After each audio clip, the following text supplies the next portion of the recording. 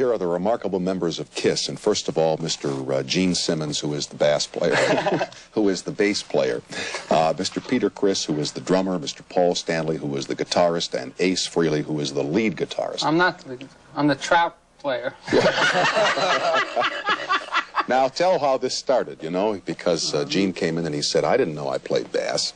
And I said, well, I see Aykroyd on Saturday Night Live with the bass fish, and then you say the trout player. I have to excuse it. Bass. Yeah, Bass. I've been called many things, but not the bass. Never a bass player. Never a bass player. What would happen if you went out on stage for a concert and you didn't set off the fireworks and you didn't break up the guitar and you didn't have the smoke and the fire and the blood and all that, and you just came out and did your thing? What would they come to the concert? It would still be a rip-roaring rock and roll show, because what we do when we go out there is we don't stand still when we play our instruments. We run around and pretty much raise hell. Can we say that on TV? Yes, you can. Well, we raise hell.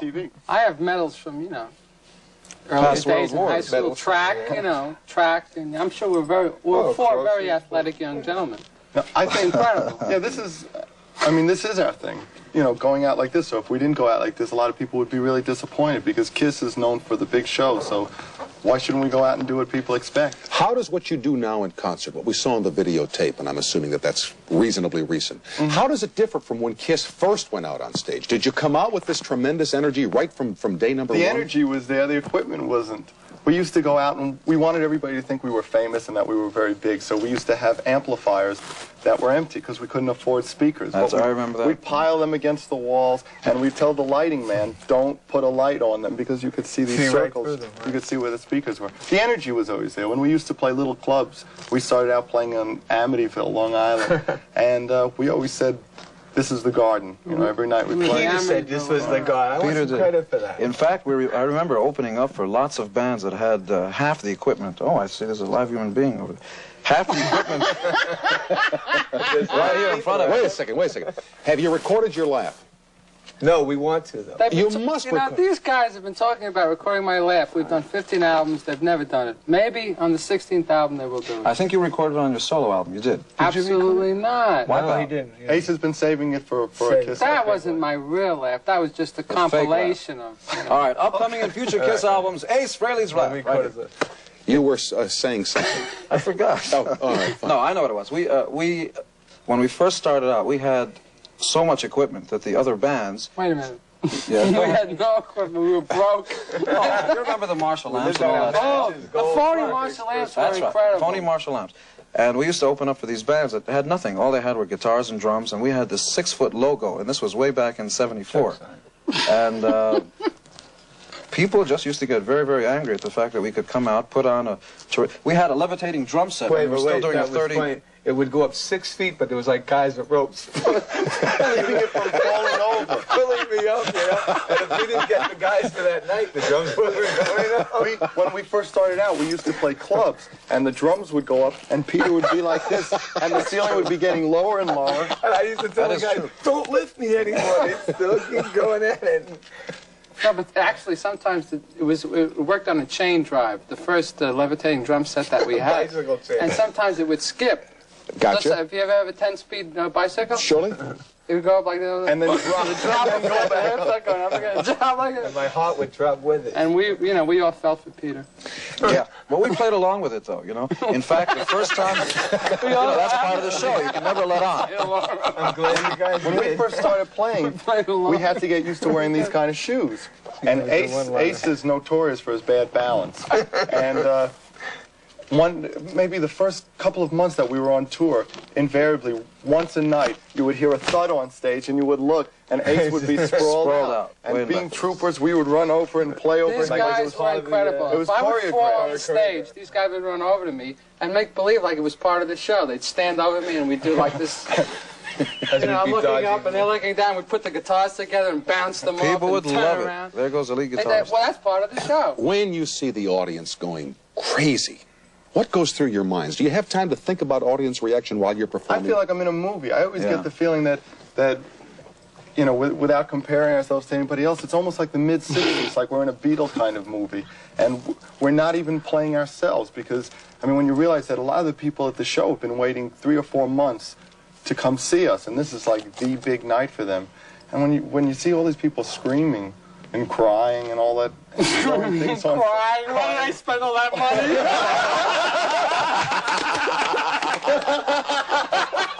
I spent all this money. This is it. He goes up to the air.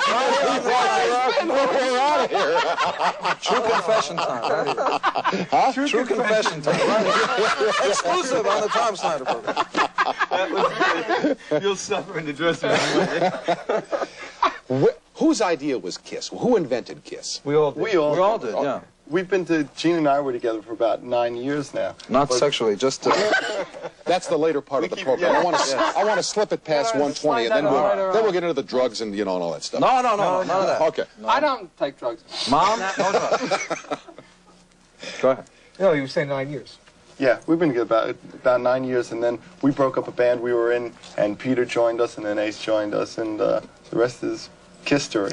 We always wanted. I always wanted. Kissmas, it's like everything is Really? Kiss. Kissmas, Kiss-tory. The thing was, we always wanted theatrics and music together. I did by myself. We're still and- hoping for it. No, and finally I met these two nuts, and they wanted it. And we picked him off the Bowery. Tom McCann, 398 We got him specials. on. That was it. Can I just go around the horn here and start with Gene, and tell me where you're from, and where you went to school? All right, I've got a question to ask you. My manager's off stage.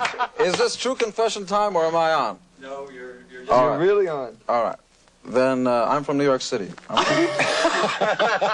from Wait a second. Wait a minute. They're not on.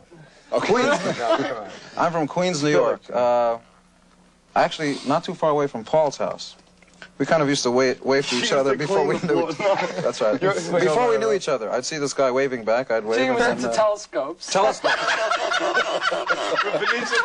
He loves Mom? it. Huh? Ace loves it. Ace loves Can I tell anything. you something Oh, funny? I get beat up by him from the slabs. Before you guys came on, they gave me a little sheet on each one of you to read, where you're from and how you grew up and blah blah blah. And the note said, "Now Ace seems to be the most laid back of the four, and he's the one who'll probably be the hardest to make talk." Now you want to? Well, this is not Ace. This isn't Ace. No, this is George.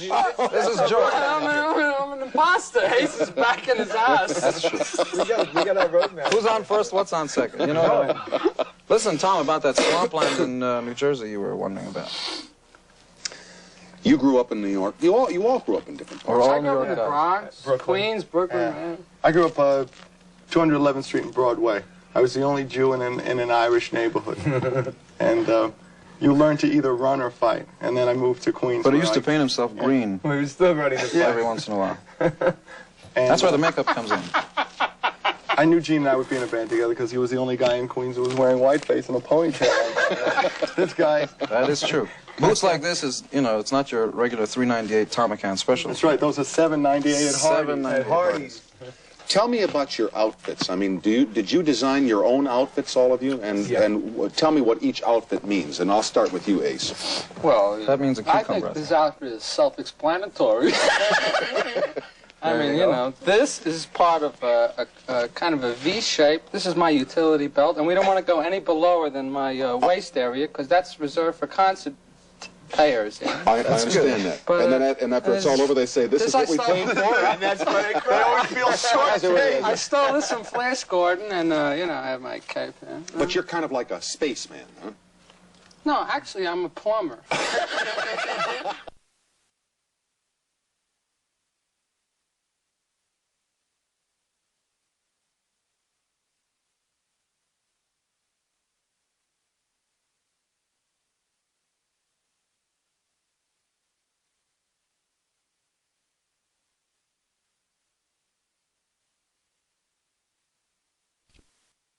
It's hard to get you out of your shell. It's hard for me to talk. I'm very introverted. Try to cheer down. That you wanted to go for a ride in the first spaceship or a rocket ship or something like that. Are you referring to the space shuttle? The space shuttle that you wanted. Yes, I would prefer to have a ride on the first space shuttle if it's feasibly possible. I was speaking to Pat, and I said, you got any info, take it on that. I'd be very interested in that, because I'm into technology. I think Ace doesn't need anything. I think he can just power himself. His own power. Ace's limo just right up there. I'm in your band. Never a dull moment. Let me tell you something about Ace. When we were first starting out, we had a Mylar front to the bass drum. We would play these clubs, and we're still trying to figure out.